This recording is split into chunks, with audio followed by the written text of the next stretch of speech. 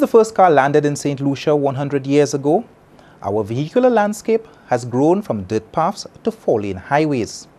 In this episode of Untold Stories, public transportation, road safety, road expansion, implementation and non-enforcement of traffic laws, road fatalities, an ever-increasing vehicle importation rate, and of course, car racing will all be put under the microscope. Stay tuned as we critically assess why has Helen fallen so deeply in love with the automobile. 3 wheels, 1 cylinder, and instead of a steering wheel, a crank handle. The Benz patent motor wagon has gone down in history as the world's first car. Carl Benz had the first vehicle with a combustion engine patented in 1886, and although it was widely seen as a great feat of engineering, it was a financial flop. One of the central myths about car culture is that Henry Ford invented the automobile. He did not. No one person invented the automobile. The first models were a collection of assorted parts from many inventors. The French are generally credited with the first gasoline engine in 1861, 35 years before Henry Ford and 25 years before Carl Benz. The first Benz managed to whiz along, generating a thundering 1.5 horsepower and a scarcely believable 10 miles per hour. In 1886, while words like steering wheel, clutch and muffler were rolling off the tongues of Europeans, in the Helen of the West, there existed 3 principal roads and 1 minor road to accommodate only horse-drawn carriages. The first road extended from Castries to Soufrière along the west coast, and from there on to Vieux-Fort, covering a distance of 60 miles. The second road ran 45 miles from Castries across what was then the Trace, Barra and the Bamboo to Dennery onto the east coast and south to Micoud and Vieux-Fort. In its totality, this roundy island road was known as the Chemin Royal. Considering the hassle of traveling over land, it is not surprising that most transport in the 19th century, especially on the west coast, was by sea. But by 1913, all of this began to change. A rare photograph in 1913 captured the first motor car in St Lucia, owned by George Barnard. Here, it got stuck in the mud near the Choiseul River during one of his first outings. Brand new, it cost $600 and was equipped with a 4-cylinder 20 horsepower engine. This would symbolize the start of Helen's 100-year-old love affair with the automobile. The Ford Model T was perhaps the most important vehicle in the history of the world. It single-handedly transformed mass production with the creation of the assembly line. The Model Ts were simple, cheap and rugged, and as Henry Ford used to say, you could have it in any color you want, as long as it's black.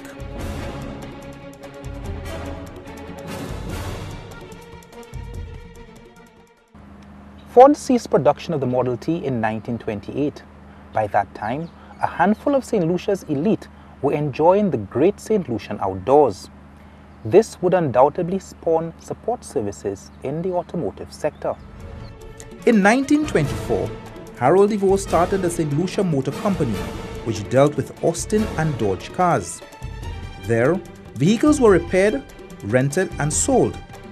Of course, the rate of sale was hardly more than 3 per year.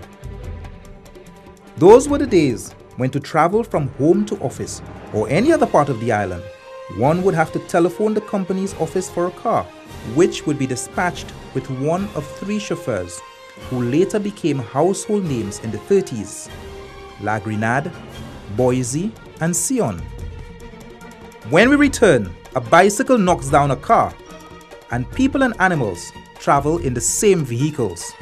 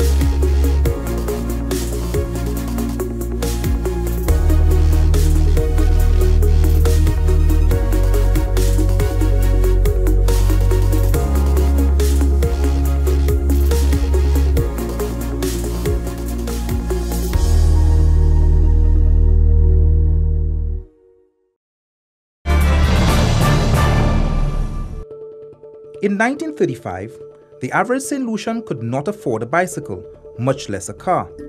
But they both existed on narrow, unpaved roads. Naturally, Murphy's Law was bound to set in. One of the most memorable collisions of that year happened when Rupert McNamara, then Commissioner of Crown Lands, collided with a bicycle ridden by Franklin Finisterre, a jeweler. McNamara was driving a Morris 10 at about 12 miles per hour when they magnetically combined. Ironically, they both claim each other was traveling at a high rate of speed. This matter would make it all the way to the High Court. The accident rate would only increase as St. Lucia's love affair with the car intensified, while there was no expansion or improvement in the road network. On the eve of adult suffrage in 1945, sugar was a dominant crop and island-wide transportation was gaining momentum. The working class needed to get to work, and horse-drawn carriages were now considered ancient. Frank Rambally was perhaps the pioneer who revolutionized the public transportation sector. With a nostalgic smirk, Clarence, his son, relives the early days of mass transport. Now we say bus, but it was in those days a truck. And the reason why we call it a truck, it was actually used for all kind of purposes. It was the hearse, it carried the wedding, it carried the sugar cane, it carried the passengers, it carried the animals for the butchers. And it was made in such a way that you get about 6 men when you carried passengers during the morning time. In the evening, when it was bananas or sugar cane, in fact before bananas was sugar cane, you remove the hood. The hood was something that fit like a cap, no nails, it just fit like a cap, but made out of galvanized and wood, very heavy. You get 6 or 7 strong fellas, you rest that hood against a mango tree or against an embankment, and you put what you call your packard. You had some cards where you heighten, the box get taller, so it take the goods in. And when after carrying the goods, like the sugar cane, on sugar cane days, he then would go to the river, wash the truck. In those days was river, no pipe-borne water. Then get the same fellas, place the hood again, and start carrying passengers. There was always a problem with the passengers because you can imagine when it rains, some passengers had to have their umbrellas inside of the truck because some of them used to get wet and start to curse. And that is how I knew my dad started. Early buses lacked creature comforts, but in the land of the blind, the one-eyed man was king. The early bus, in order to shelter from rain, there was like a long tarpaulin on either side of the bus, on the 2 sides where you drop it, and there was a piece of wood holding the tarpaulin down. But when it was windy, it was always difficult. You had to roll the whole thing up. Described as a visionary by many, Frank Rambally invested in a 42-seater Ford Trader to expand his transportation business. These trucks did not have power steering. They did not have power brakes. When I drove them as a young boy, at 13, 14 years, I was driving them all over the place. In those days, there were not many police patrolling, and most of them were my father's friend anyway. And we sat, the way the box, we sat on pure wooden seat with no cushion on it. The double box was one invented by Olix Momrel, where the box, there was like little windows which you pull up. Instead of the tarpaulin to shelter the rain, you pull up those windows and you had a little latch that you latch it on top. So if a person wants to just pull up his window, he pull it up. So there were several, we call them packard. That's the name for it at that time, was truck packard. With new trucks and an ever-increasing workforce to transport, the Ramballys started servicing the Castries Vieux-Fort route. The seating arrangements had to be reconfigured to serve as passenger and cargo vehicles simultaneously. These 4 seats at the back on a Wednesday and Thursday, which was a banana day, and it's not a busy day for passengers, we would take out the 4 back seats and put a cow in the truck, tie the legs, and the passengers will ride together with the cow. So the passengers in the first 6 seats, and the cow and the pig in the second seat, and the cow would pee and you'll take the smell, but that was the style of it. If the cow was small enough, we put it on the hood. We left Castries at 4 in the morning to go to Vieux-Fort and Labrie, and we left Vieux-Fort at 12 o'clock to come to town. So on our way up, I would know where to meet the different, whether it was Ivesta, Success, Fergis, Tirocher, Miku. You virtually know in what order you will find them. Because those who were slower, the older fellas like Fergis and the slower drivers, you know where to meet them. So you'd be using your horn a lot, climbing up the bad lane. Most times you have to reverse to the back. What was the concept behind naming all the trucks? I don't know. For some reason, my father started with Honeybee. Every truck had a name. In those days, there was some, God is love, other people had let them see, let them talk. Every truck had a name. In fact, that is how you identify them. My father started with Honeybee, and he went into Flying Bee, BZB, Italian Bee. In fact, we were known as the Bee trucks. And we at one time had the biggest fleet of public transport, because when my father got into it, his 2 other brothers got into it, and his brother-in-law, a fella called Johnny, got into it. And they all carried the name B. The fastest B trucks maxed out at an astonishing 50 miles per hour. With only a handful of buses and cars in the 1950s, road safety was not much of an issue. However, the bravest of drivers dare not venture down the Soufrière roads, leaving that market to be monopolized by boats. You had some boats called Joel, Flight, Canaries.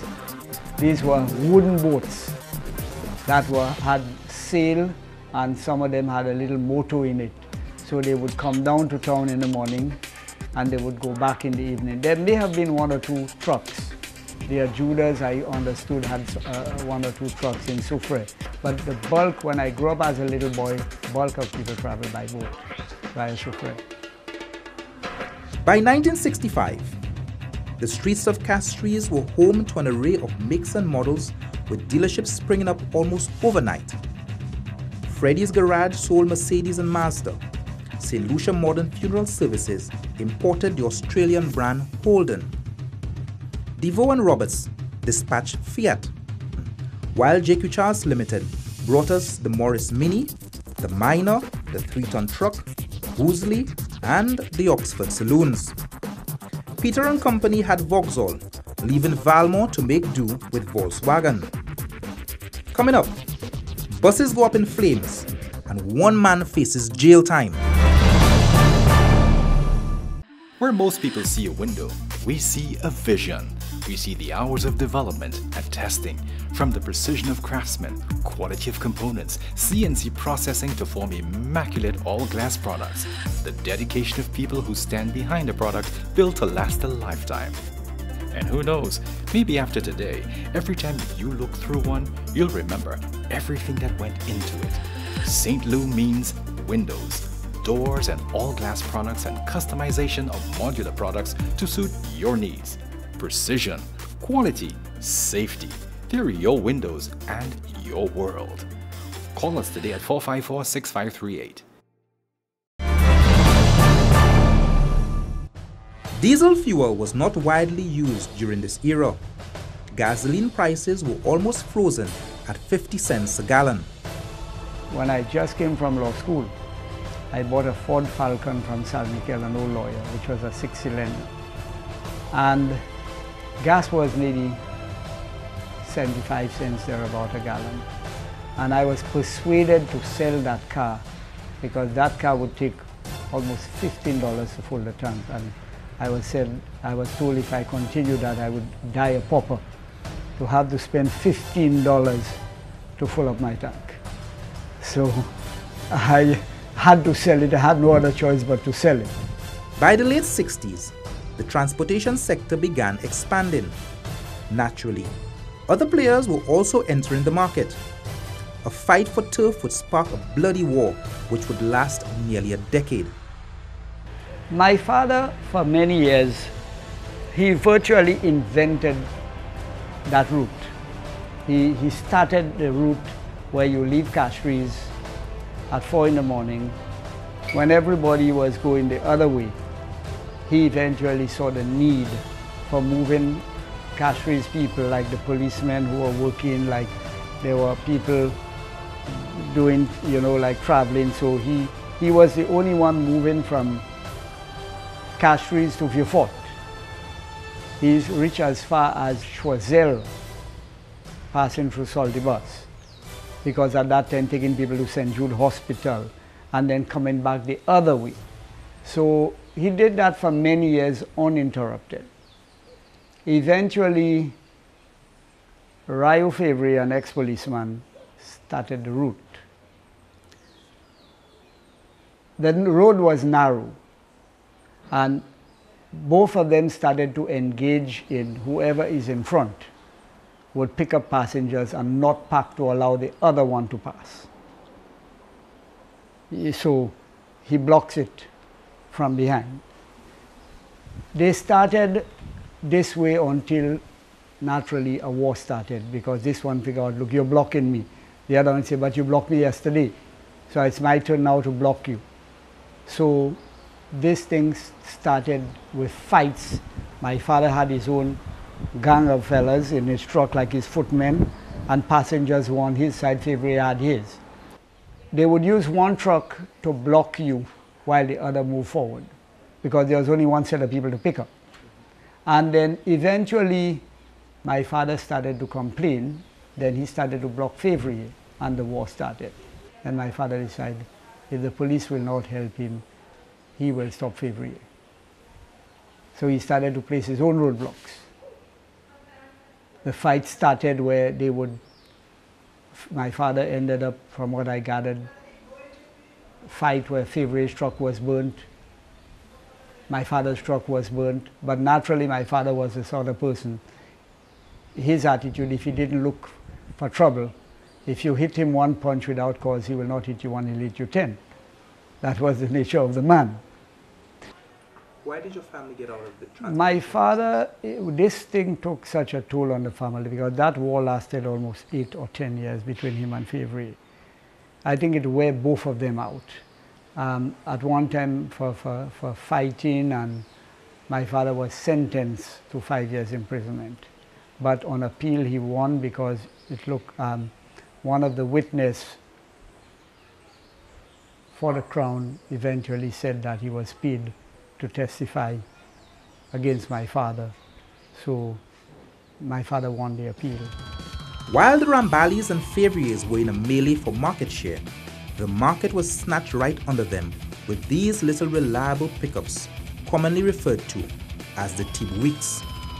For the first time since 1913, commuters had a choice in public transportation. With their last dying breath in the transportation business, the Ramballys imported what was then the most luxurious coach in St Lucia. 60 sat comfortably, but it was an absolute nightmare to maneuver on St Lucian roads.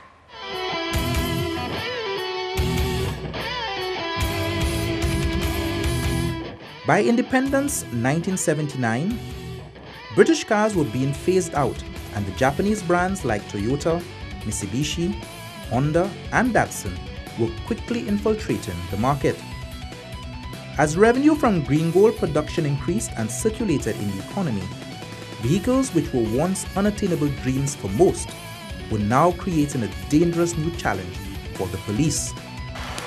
I recall when Sir John, the Prime Minister, requested that I go down there and stop the racing in the road in Vieux-Fort. And the commissioner sent me there. I was not actually stationed there, but I had that authority to leave Castries anytime I want. Spend 2 days, 3 days down there until I stopped the racing. And I told the guys, if they want to Why not use the track at the back of the road? Coming up, rally cars from Martinique descend on Fair Helen for an unforgettable rally. Life is a series of triumphs and trials. The circle of life has all the usual certainties and, of course, the unpredictable. Just one can affect you and your loved ones. Sadly, many fail to prepare for the unforeseen. Thankfully, we've been here for over 138 years, helping you plan and recover. We offer peace of mind at that critical moment. GTM Insurance, sound, solid, and reliable. Call us today at 458-6300 or log on to gtminsurance.net.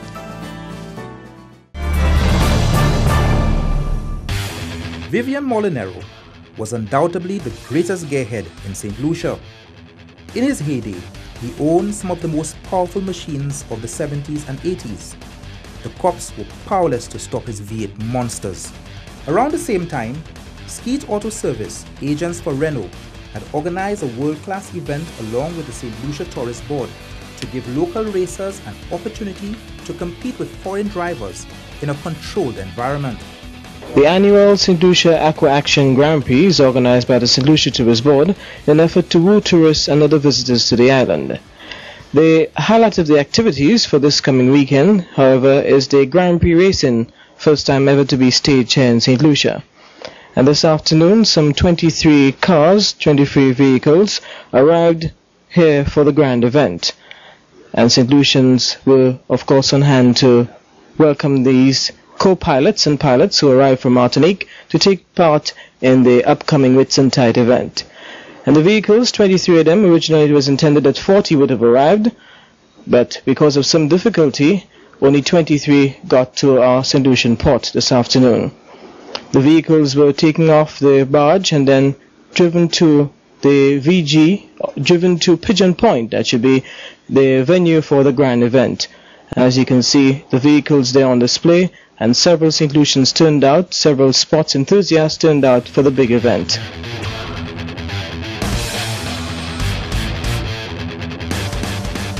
As evidence from this Skeet family video, much planning went into the staging of this event. Michael Gordon and Alan Skeet, who are members of the specification committee, laying out the final details for the construction of the stand and the parking of the cars. Most of the shrub has been cleared away from Pigeon Point so that the spectators will have a full view of the track from any end at which they may be standing. The safety of participants and drivers was paramount.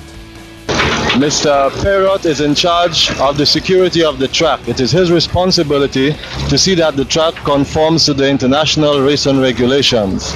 The challenges were countless, but with the full support of the government of the day and determined organizers, the stage was set. Colin, as president of St Lucia Racing Limited, how do you see the whole thing? Well, first of all, I see it as a nightmare right now. But when I look beyond, I see it as a dream coming true for many St Lucian motorists and sporting enthusiasts. St Lucians came out in what seemed like the millions to soak in the first ever St Lucia Grand Prix.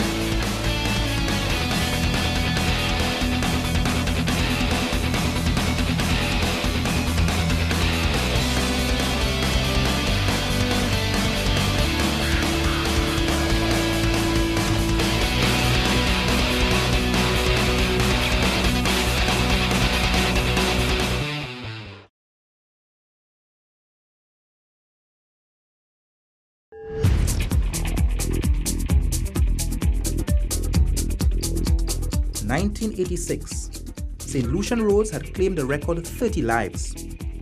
With an ever-increasing number of vehicles, driving laws which were not being enforced, mixed with a cocktail of horrendous road conditions and speeding, this was a recipe for carnage. Claiming I could recall when I first came to traffic, we had about just about 10,000 vehicles, and that was in 1986. Yes, because traffic records were being kept at our department, and I know that we had about 10 150,000 vehicles, but to date we have about 80,000 vehicles using, I would say, most probably the same road network. The headlines in 1986 screamed, breathalyzer tests coming. 26 years later, they still have not arrived. One of the causes of accidents, we believe, is drunk driving. Although you cannot, if the person is not tested, you can say that, okay, I believe this was the cause of the accident, but you suspect that this may have been the cause. And if we have breathalyzers after an accident, an officer is responding to the scene, have the person blow up and so on, and you realize that the persons are driving over the limit. While abortion bills and the controversial 361 have been pushed through the House, laws relating to breathalyzer use have been delayed for almost 3 decades. Are politicians afraid it might be used on them? Persons have been arrested for that and convicted for the drunk driving, but as I said, it's a longer process, and with the breathalyzer it would have been a shorter right there and then. Aside from these challenges, police were faced with a budding breed of street racers from the carburetor era. We used to block off the road going to the road from the field. We used to block that off, and then we started racing from the marina. That's at the bottom of the airport. We come right up that street, go up to Avis. In your early days, were you ever a street racer? Yes, of course. Tell me about those days. How would a normal street race start? Normally, I would have my car, nothing to do. Just drive along the Grosley Highway or Beaufort. Drive slow, of course. Let somebody pass me, and then I would chase them, pass them back again. You know, until when probably we get a little hit and we get something going, and then I would say, well, I would feel satisfied. My day was made. Considering their technological handicap, these ancient speed demons were quite ingenious. We had little techniques. Some fellas used to shave the cylinder head. Other guys, used to drill the jets in the carburetor. We used to advance the distributor. Little things like that. But it made a big difference to us, considering what the vehicle was and what it became. As the good years rolled by, there emerged a new breed of younger, more daring street racers, armed with high horsepower machines and a desire to lay down rubber by any means necessary. When the story of Helen'S love affair with the car continues in part 2, these street racers take over VG and the Millennium Highway at night. The police are powerless to stop them. St Lucia welcomes foreign cars and drivers to race here legally. And can legally sanctioned racing bring more people to our shores than St Lucia Jazz?